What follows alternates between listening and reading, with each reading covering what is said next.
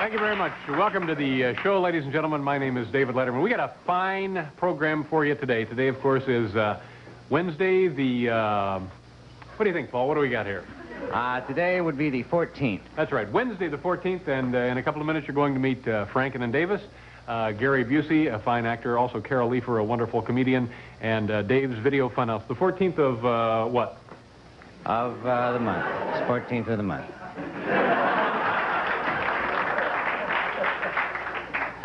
14th of what month? Well, you don't really want me to say one month. No, say, yeah, 14th of... Are we allowed to say? Can we? Sure. Just tell them. Well, it's the 14th of June. It's the 14th of September. Wednesday, the 14th of September, 1983. And we have a great show. Wednesday, the 14th. I mean, we've sort of blown it now. I think we might as well say it. It happens to be the 14th of June, and this is a repeat. This is a show which is being rerun of a show that we did on the 14th of June. No. Now, I don't know what you're thinking of, but you're mistaken. This is September the 14th. It's a brand new show. Don't you remember? Carol Leifer, Gary Busey, and Franken and Davis, the 14th, June the 14th, taped. No. Rerun. Shown initially on the 14th, rerun. We've stumbled into a peculiar area here. Now, all right, Paul, if this was a repeat, if this was June 14th, yeah, nobody would know who won the championship game in the United States Football League, because that game is played on what day? Always played on the 4th of July. That's right. So we now, if you're right, if this is June 14th, we would be nearly a month ahead of that, have no idea. That's Watch right. this. There's a simple way to solve this problem. I'm going to prove to Paul that this is not a repeat. This is a brand new show, September 14th. Who won the championship game in the USFL when they played it July 4th? As you can see, no one knows. Well, no, because the game has not been played yet. No. See, it's June the 14th. No, this is... the game hasn't been played. No, this is not a fair test. It was the Panthers, I think, the Michigan Panthers. I need something with a date here. Let me show you. If we had something with a date, I have an idea. Gentlemen, how are you? Nice to see you. Paul's a little confused. Yes. Okay, we'll get something with a date. All right. All right. Do we have a newspaper or... Oh, no, this is perfect. This is great. All right. Now, you know, Paul, yogurt always has the expiration date on it. Yes. Okay. Now, if this was really June 14th, the expiration date on this yogurt would be what? Maybe July 14th? That's right. It doesn't keep for very long. That's right. Okay. It is true. Here is the expiration date on this yogurt. I don't know if you can see that, Carl. September 30th. So clearly proving... Well, I know what you're doing here. You've gotten a hold of Dave. You've got some yogurt from September 1982. It's almost a year old. Oh, no, you're crazy. Dave, don't eat that. No. Ooh, Dave. Don't eat that. Dad. Oh, you can get... Oh, you're going a little too... Here, try this. No, you can get sick. Get away from me. No, you get very sick from all yogurt. You can't. All right. There's got to be something I can do. Oh, all right. We do 42 weeks of brand new shows every year, don't we? Yes. There's 10 weeks of reruns.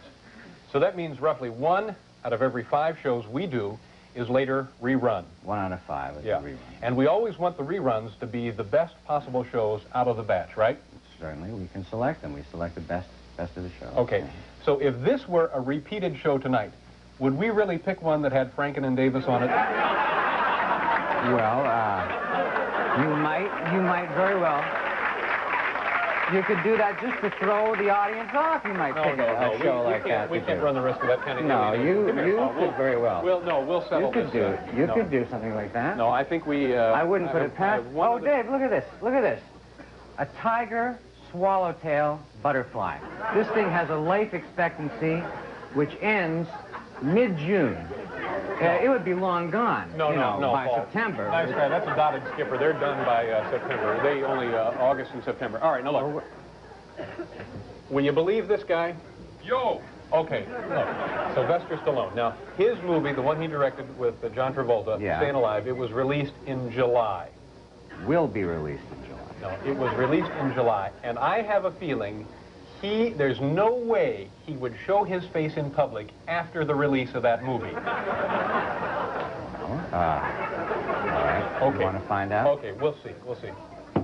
Sly, come on out. There's some folks out here who'd like to take your picture. I can't right now. No, just take a second. Come on out, Sly. No.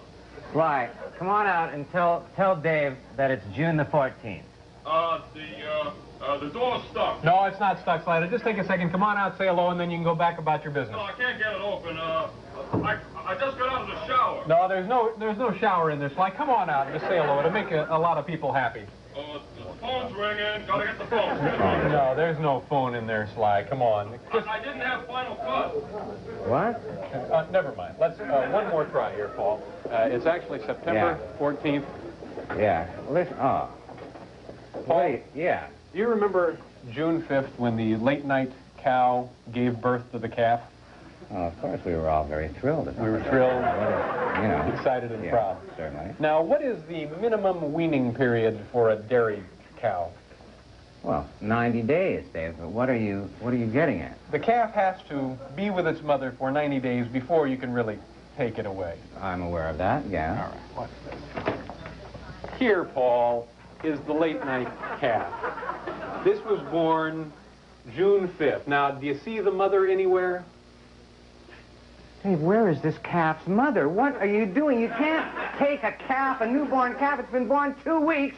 You're taking it away from its mother? No, Paul, this calf no. I don't think it's very funny. It's September. Where is its mother? I heard. Do you hear that? Where is the mother calf? Where is? Come on now, Dave. That's not nice. It's September 14th. It's we not have nice a to fine do that. show for you. Franken and Davis will be here. Where is? 1 minute. Thanks for being Where here. is the mother?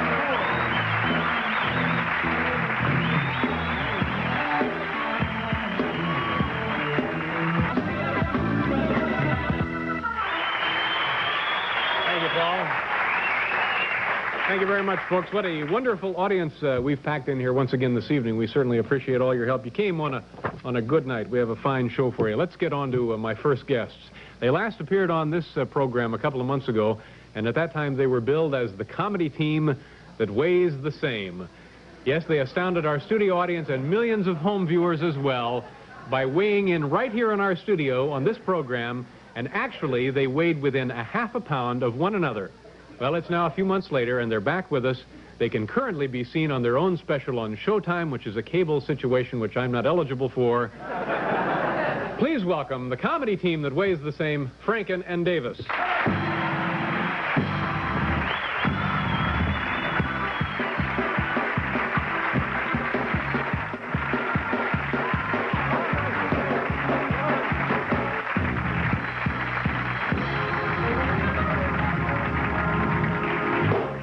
Great. You guys have the best theme music in the business. Yeah, that's our theme. That's a very nice theme. Yeah. How's it going? What's going on for you guys? Everything all right? Yeah, well, I think we should start by saying that we're not billing ourselves as the comedy team that weighs the same anymore. Oh. We don't actually weigh the same anymore.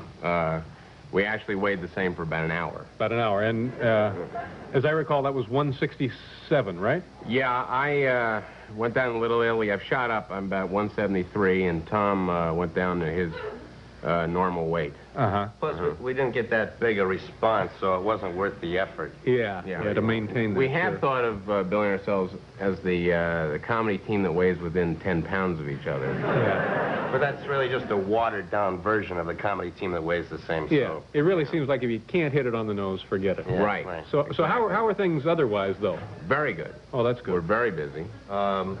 Too busy, in fact.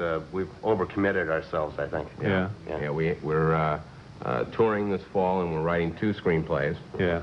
Yeah, and That is a lot of work. oh yeah. I'm glad you could find time to be here tonight. Well, we should be writing, but we thought we'd take a break. Oh, Yeah. that's good.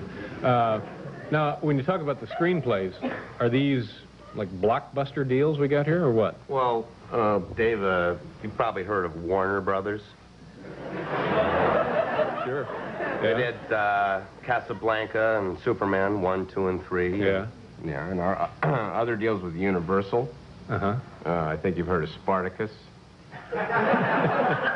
And E.T. and Jaws. I think we know what we're doing. Yeah. Except for the fact that maybe we've spread ourselves a little too thin. Yeah. Well, are you tired? Is that part of the problem? Exhausted. Yeah. Yeah. But now, is it difficult to think of funny things to say and write when you're tired? Yeah. Now, you mentioned touring. You're doing a lot of touring, and what's coming up in the near future for you? Next weekend we're going to be with Roy Orbison at a place in Minneapolis called the Carlton Celebrity Room. Yeah, Celebrity Room. Yeah. And as Ambrose Bierce once said, a celebrity is someone who's famous for being well known. Yeah. And Minneapolis is our hometown. We're celebrities in Minneapolis. Right. Yeah. Well, that'd be good. That's a good gig, as they say, huh? Oh, yeah. Yeah. Now, you're both from Minneapolis. Did you go to school together there? We met in high school. We went to the Blake School there. It was a originally it was a Protestant boys' school, but in the 50s they started letting Jews in to keep the SAT scores up. Oh, yeah. And so how long have you guys known one another? 15 years. Yeah. 15 years. You know, I'm sure you've heard this, but 15 years is longer than a lot of marriages, really. Yeah, well, I think it was probably a good idea that we never got married. That's why we've been able to stay together so long, keep it on the edge a little bit. Yeah. Keep it fresh and exciting, sure. Right. Now, did you go to college together? Tom didn't go to college. I went to college. Tom lived in my room at college for a year, and he stole food from the cafeteria and didn't go to class and took drugs. Yeah. So, but I'm sure people thought he was a student then. Yeah, that's right. Yeah. Exactly. Yeah. Now, what about when you guys, when you travel? Is this a big production? A lot of roadies? How about groupies? Do you have groupies? Well, people ask us about that a lot. I guess people are really curious as whether there's a lot of casual sex on the road. Yeah. For example, my wife asked me that just the other day. She was curious. Yeah, my wife was curious, sure. But the fact is that we are not wildly promiscuous on the road. I mean, it happens really infrequently, but when it does happen, it's very special. Oh, that's... Of course, I'm married, so it's even more special for me. Well, that's good. It's nice to hear that kind of thing from a couple of young gentlemen. We got to do a commercial. Sure. We'll be right back to continue this with Franken and Davis.